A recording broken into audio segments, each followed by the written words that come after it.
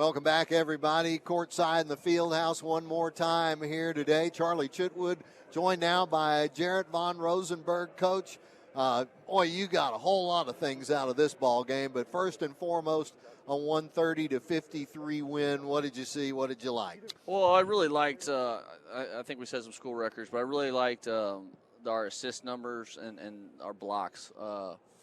Because a lot of those blocks are just effort plays where we have a turnover or we have a bad play and they have an advantage and we go make a play at the rim.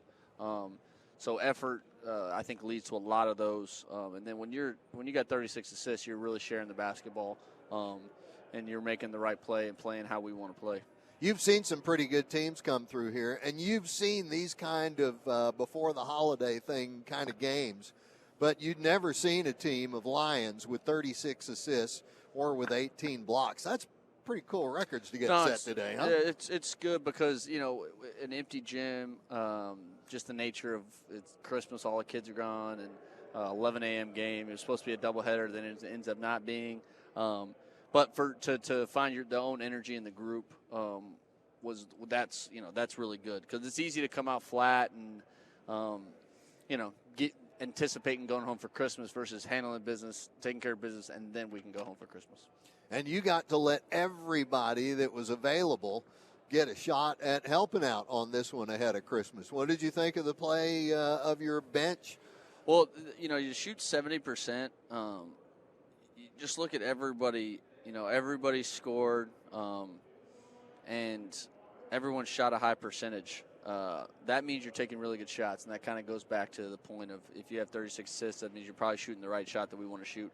But still, it's hard to – you go 11 for 13 from three. I don't even care if you're in an empty gym and no one's guarding you. That's hard to do. So, it kind of obviously really, really clicked for us offensively, and it was kind of a team that was hot, not necessarily an individual player. Bubba Jennings' squad is one that'll do well in the NCCAA ranks. What did he have to say about the game today? He was just checking on my family, and I don't think he was too happy with some of the. I thought there were some opportunities for them to even get some more free throws. I thought we fouled a couple times. I think that's why he called his timeouts. He wasn't too happy with the officiating. But when a game gets out of hand, we were on the other side of that.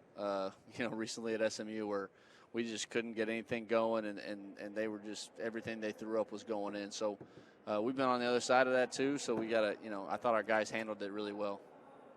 Coach, the guys, Quo Agua, let's talk about some of these that aren't commonly in the game. Rob Banks, and Abraham, Prince Davies, and Brandon Taylor. Those guys, they live for games like this. They live for days like this. Yeah, they work really hard at practice. It's very rare that we have so many guys that aren't we got no injury. We're pretty healthy right now. So, it's just hard. There's only 5 guys on the floor at a time. It's hard to get those guys minutes. But, I got a lot of it was really good to see Quo, get some extended minutes. Rob to get, all those guys, they need film. Some of them have been in and out of practice and stuff. So, them getting an opportunity to get in and do the things that we're supposed to be doing. And we did a really good job of staying on script of how we want to play, just 1 through 15 or however many guys got in the game. All right. Oh, you had to love the way the bench supported these guys that came off the bench to go in the game. That's always important, too. Yeah, and our starters really, again, for the second time in a row in a bye game, our starters really they came out of the second half with the same mindset as they did have in the first half, which I feel good about as a coach is that guys understand and they're serious about it when they step in between the lines. They got to play the right way.